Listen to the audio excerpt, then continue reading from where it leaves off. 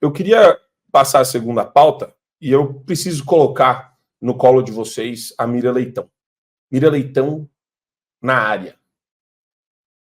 O lugar pela Convenção de Viena, o local onde está uma embaixada é território estrangeiro. É por isso que tem essa inviolabilidade. Então ali é território húngaro. Então ele descumpriu a ordem de que não saísse do país. Aquilo é uma forma de sair do país. Essa é uma questão. A outra questão é que é natural que a embaixada da Hungria ou qualquer outra embaixada dê asilo. Asilo é um direito internacional. Se ele foi lá pedindo alguma coisa, pediu para permanecer ali, negar é que é ruim dentro até dessas convenções. Da ideia de que asilo é um direito que todos têm, né? Mas ele não está sendo perseguido, portanto não é um perseguido político. É uma pessoa que tem que prestar contas à justiça. Isso é uma outra discussão. A pessoa que recebe o embaixador húngaro, ele não tem que discutir as motivações, essa é uma questão importante. Outra é que ele ficou um pouco e desistiu, né, e saiu. Mas aquilo é realmente um pedido de abrigo naquela embaixada. Então ele tem 48 horas para explicar. E tomara que ele não faça pouco da inteligência dos brasileiros. Porque explicar que, eu gosto de passear em embaixadas, ficar lá uns dias hospedados, porque para falar com outro país, você não precisa de falar com nenhum outro governante, indo para a própria embaixada e se hospedando travesseiro, pizza, entendeu? Não existe. Então, assim, é o que a defesa de Bolsonaro tem que fazer, ser mais transparente e não criar uma ideia de que uma resposta como essa que o ex-presidente deu faz algum sentido. Isso ofende a nossa inteligência. É quase um deboche, né?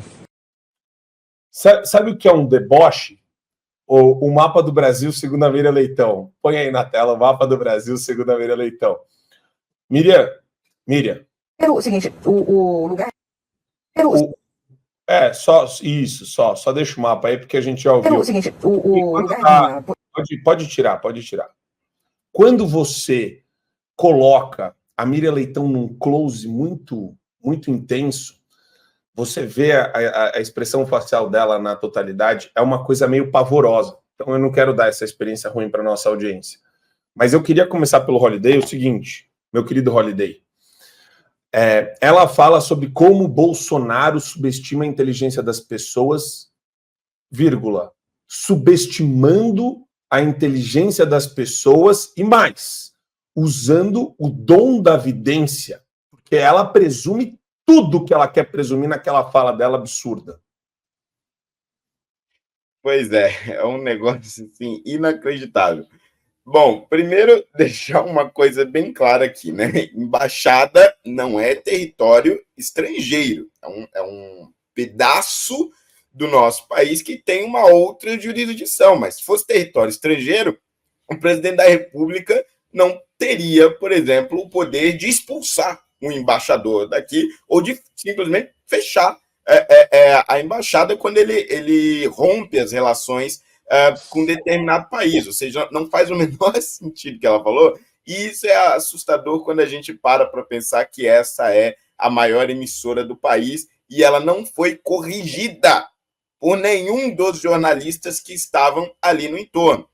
Segundo, essa história de saiu do país, tentou fugir, é uma conversa fiada. Primeiro, ele não precisa de passaporte para entrar numa embaixada.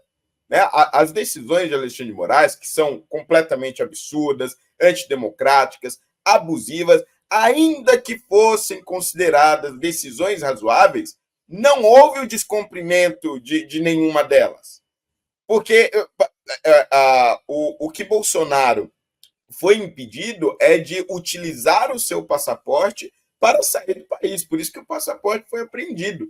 Em nenhum momento se tratou da proibição da relação ou da conversa com outros países, com embaixadores, com presidentes de outros países com os quais ele tem relação. E é óbvio que ele mantém relação com presidentes de outros países. Basta a gente ver, e esta é uma relação muito mais pública e evidente, a relação que ele mantém com Donald Trump, que é ex-presidente dos Estados Unidos e pode vir a ser novamente eleito agora no final do ano. E é óbvio que essa relação vai se manter com Trump sendo ou não presidente. Isso é um fato.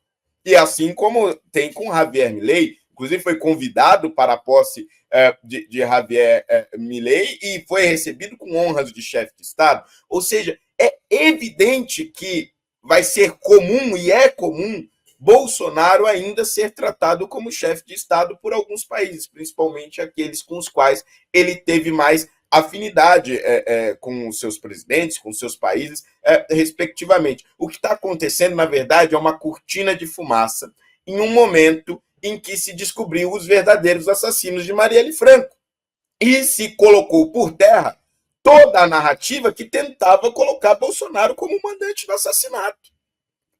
E aí, quando isso surge, e evidentemente isso começa a circular, a imprensa vai correndo para tentar encontrar uma outra narrativa e tentar colocar mais uma vez o Bolsonaro com um alvo nas costas, e aí encontrar esta grande acusação, esse grande escândalo, que é o fato dele visitar a embaixada. Tenha santa paciência, é um vexame essa tentativa desesperada que a imprensa está tendo de servir ao governo Lula.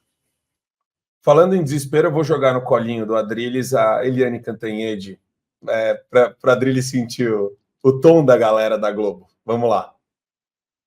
Fontes importantes, inclusive do Supremo Tribunal Federal, que me dizem o seguinte: há algumas dúvidas nessa história toda. Uma delas é quem consegue os vídeos do Bolsonaro dentro de uma embaixada, dentro da embaixada da Hungria, que é aliada dele, né? A Hungria, ele escolheu a Hungria porque ele é aliado, né? Da Hungria. Quem consegue e quem vaza. E por que vaza para o The New York Times? Né, antes de todo mundo. Então, o Supremo Tribunal Federal está com o pé atrás, que é primeiro entender, né, quem soltou isso, com que objetivo. Porque o Bolsonaro e o bolsonarismo estão muito articulados, muito organizados, têm muito dinheiro e eles jogam muito com contra-informação. Né?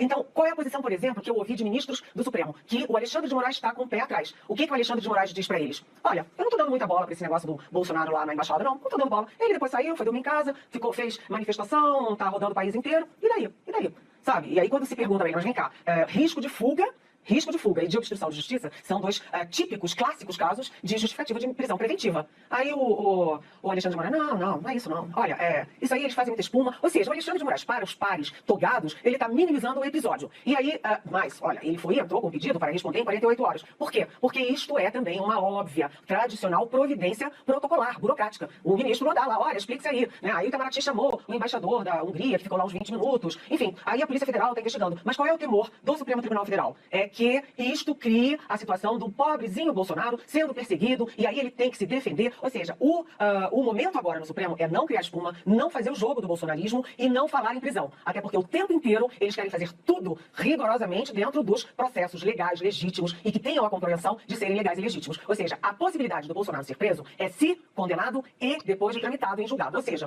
o Supremo não quer que o Bolsonaro se aproveite desse fato, dele ter ficado 2 dias lá escondido na Hungria. Adrilles, é como se eu tivesse ouvido o Alexandre de Moraes falando do ladinho dela, sussurrando no ouvidinho da Eliane Cantanhede. Eu não vou cair nessa do Bolsonaro.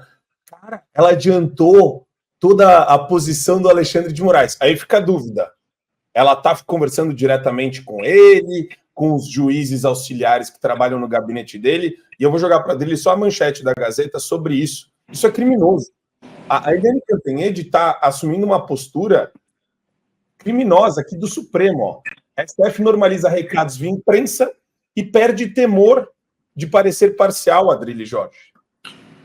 Veja bem, a Globo é porta-voz, a Globo é vocalizadora da voz do STF. Todo mundo está cansado de saber disso. Agora, eu acho engraçado quando tanto a Eliane Cantanhede quanto a Miriam Leitão dizem que Bolsonaro está fazendo um jogo para se mostrar perseguido político. Bolsonaro é um perseguido político. A direita brasileira, o conservadorismo brasileiro, o Holiday, você, Marco Antônio, Paulo Cobos, todos os jornalistas que não se colocam no espectro esquerdista e a favor, inexoravelmente, do STF, são perseguidos políticos hoje no país.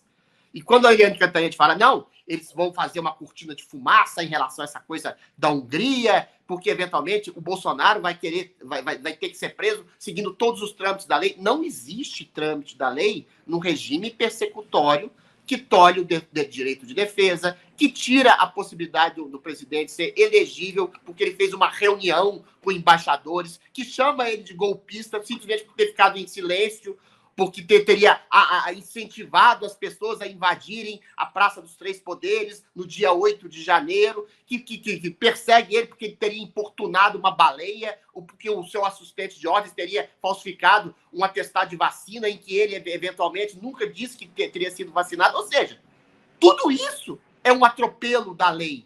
E é claro, vamos ser claros aqui, é claro que o Bolsonaro foi na embaixada da Hungria para tentar, caso fosse expedido um pedido de prisão para ele, um asilo político, sim. Sim.